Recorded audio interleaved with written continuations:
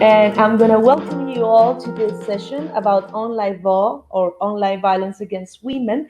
And this is a session where I would like to address advices to front the digital violence against women. First of all, my name is Linda Patiño. I'm a technology journalist in Colombia. I'm author of the book, What the Hell Does Influencers Do? I'm a member and activist from the campaign Take Back the Tech by Colnoro and APC, which works with women empowerment.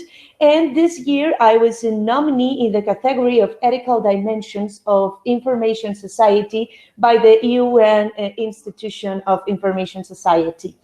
So let's jump to the topic. I'm going to talk about real impacts and why the virtual issues affects the real life.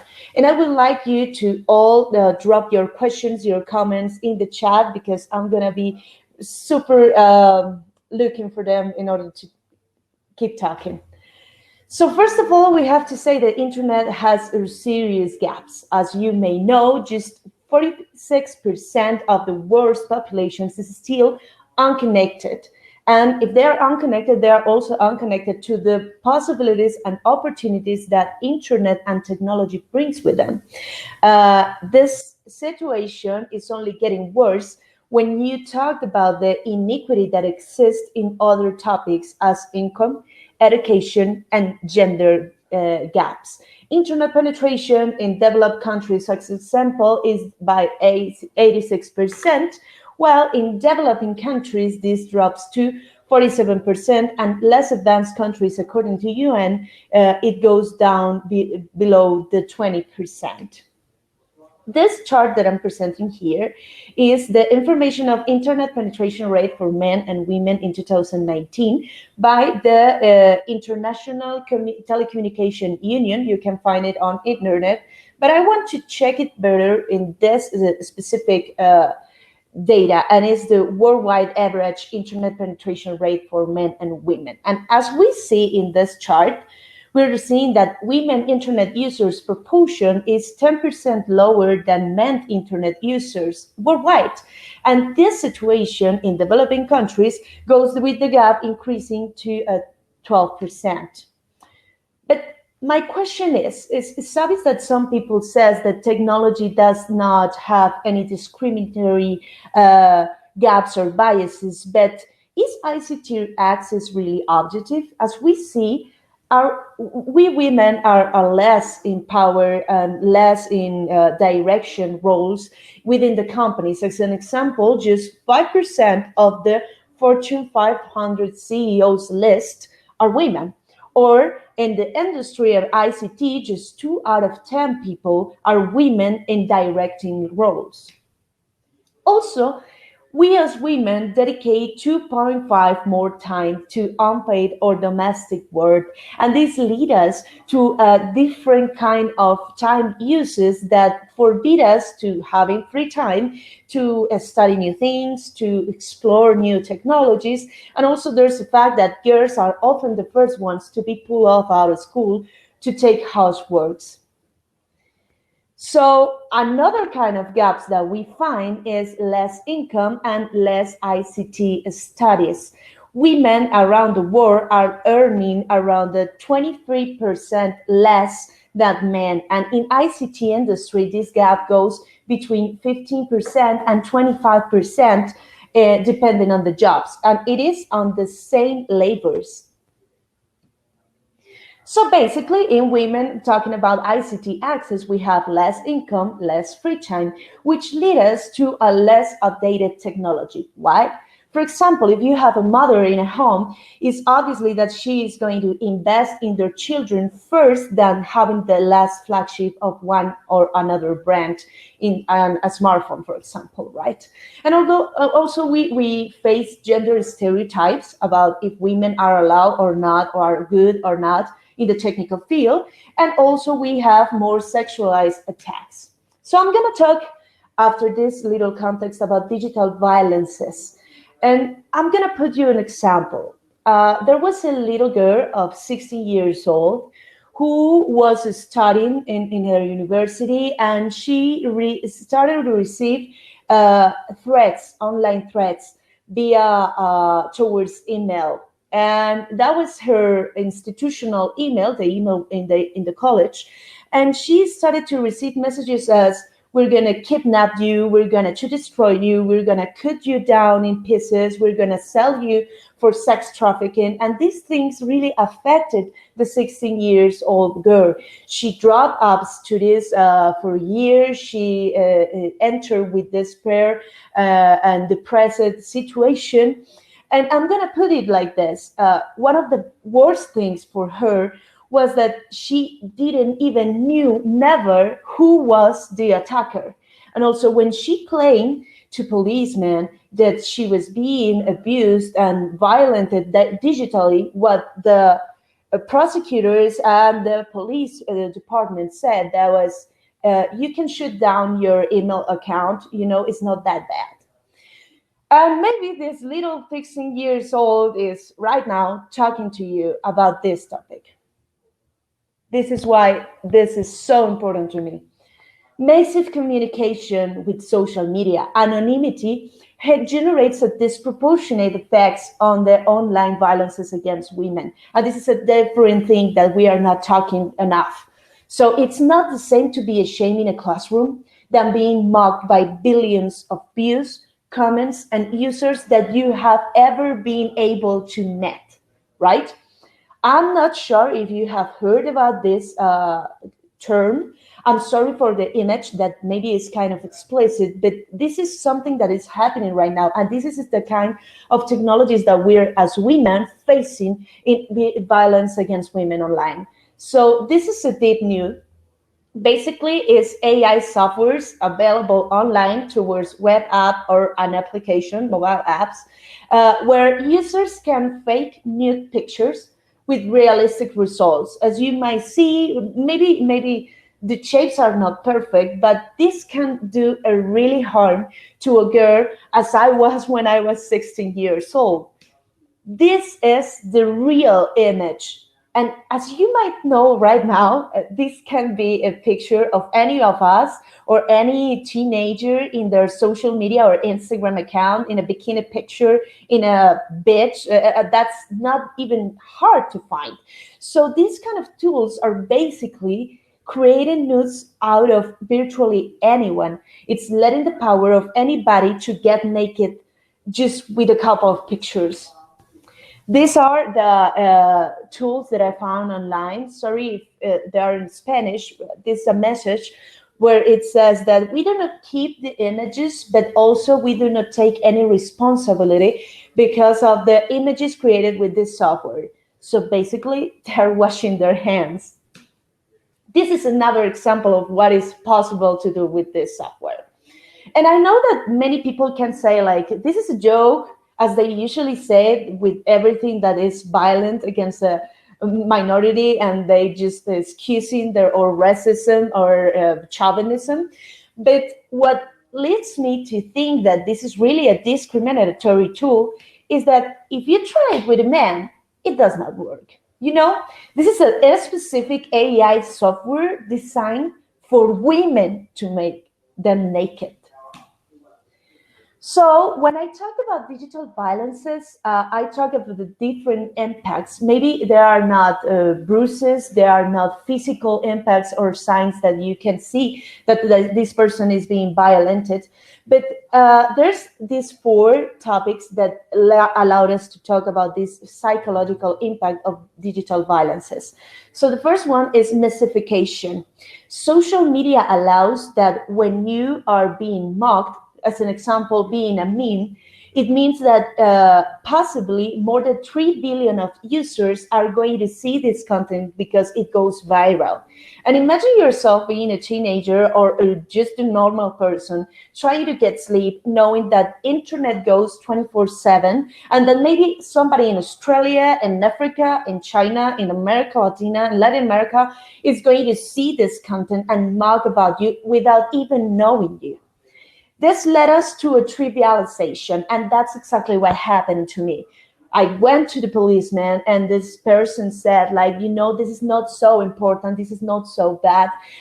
You're overreacting. This is just digital. It's not a serious harm. And nobody can know what is the sensation, the feeling to being so intimidated, to being afraid of going out of the streets, to being afraid that somebody looks at you, and maybe because you are who you are, they are going to stole you, kidnap you, and do all the things that they threaten or do it. So will lead us to a standardization that is actually people normalizing these things and believing that it's regular to insult each other in social media. And finally, what, as I said before, anonymity. And this is a really key point, because when you don't know who the attacker is, it's really, really serious for you to not have a face to blame of, or feeling that anybody can be the attacker behind these threats.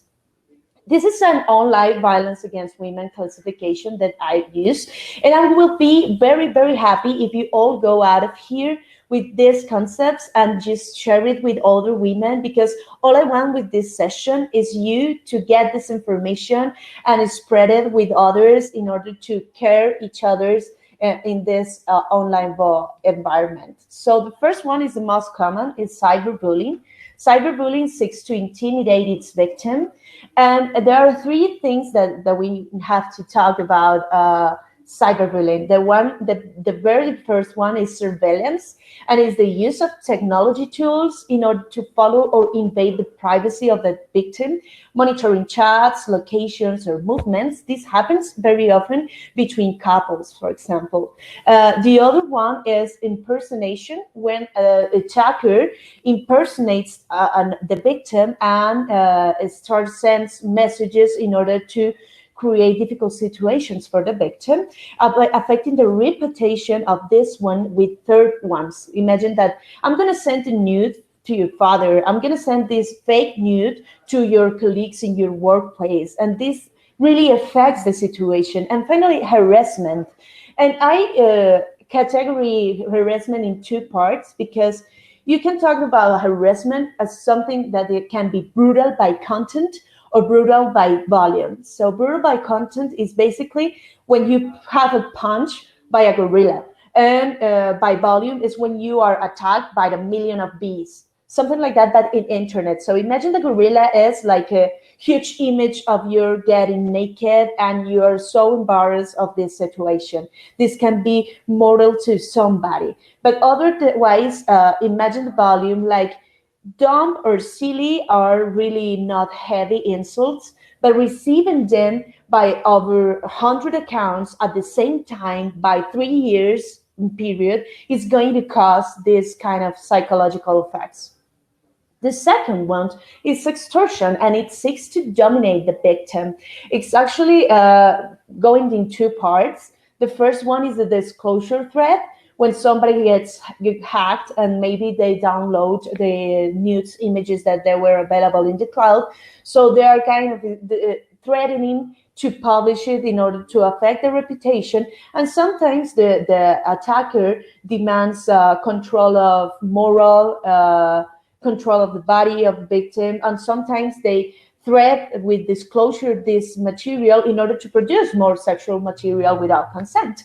And the porn revenge, the bad porn revenge, bad call porn revenge, is a word that I don't like to use, but is the most common word to understand when somebody is disseminating explicit material without the consent of the victim.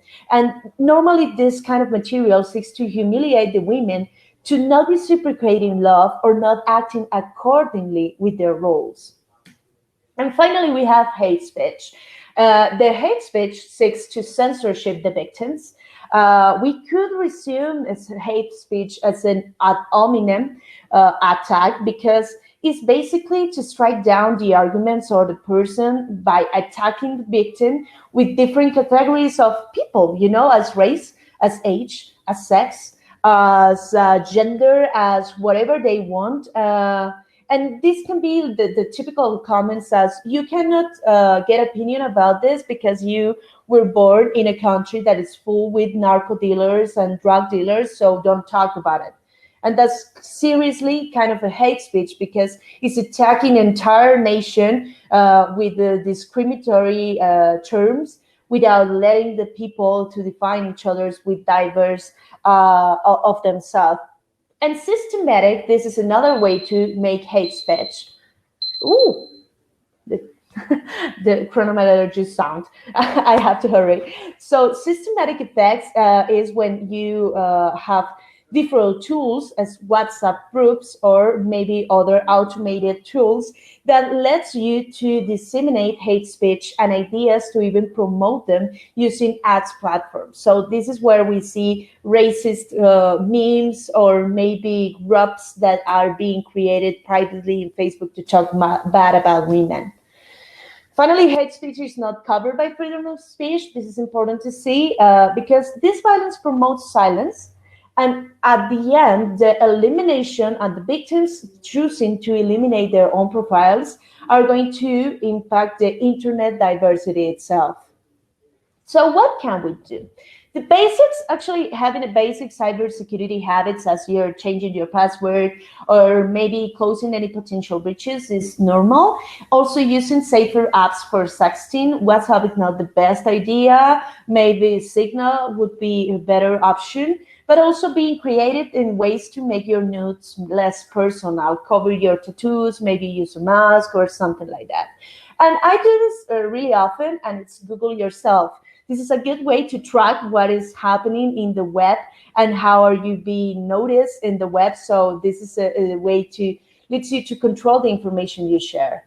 What else can I do? If this happens to you, the most important thing that I would love you to take out of this is that you are not guilty and you're not alone. This is not something that happens casually. This is a systematic violence translated to the virtual world because of the systematic violence against women that we suffer on the non-virtual environments. And remember that sexual freedom or your role as a woman shouldn't be reasons for attacking. So first one, try not to feel guilty.